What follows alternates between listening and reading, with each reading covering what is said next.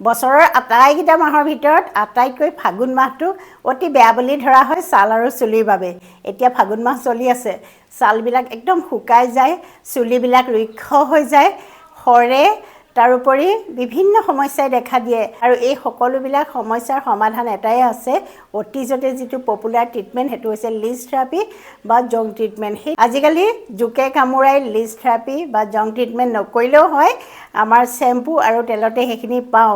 আৰু তেনেকুৱা এটা চেম্পু আপোনালোকৰ আগত মই সদায় শ্বেয়াৰ কৰি আছোঁ। এইটো হৈছে নেচাৰ চিয়ৰৰ জং চেম্পু। 3 মাহৰ আগতে মই ইমানত কাটিছিলোঁ, চাওক 3 মাহত মোৰ ইমানখিনি দীঘল হ'ল আৰু একদম নিমজ হৈ আছে।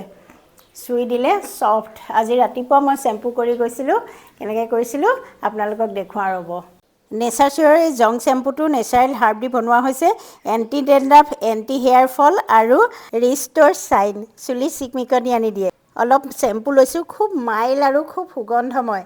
ধুনীয়াকৈ চেম্পু কৰি ল'লোঁ আৰু এয়া মই স্কুল যোৱাৰ আগত পটাপট চেম্পু কৰি টাৱেলে শুকুৱাই ল'লোঁ আৰু স্কুললৈ গুচি গ'লোঁ। আৰু এতিয়া আপোনালোকে মোৰ ৰিজাল্টটো দেখি গম পাইছে। যদি নেচাৰ চিয়ৰৰ এই জং চেম্পুটো ল'ম বুলি ভাবে, কমেণ্ট আৰু ডেছক্ৰিপশ্যন চেক কৰিব, মই লিংকবিলাক দি থ'ম আৰু এই QR ক'ডটো দিছোঁ, তাতো গৈ আপোনালোকে কিনিব পাৰিব।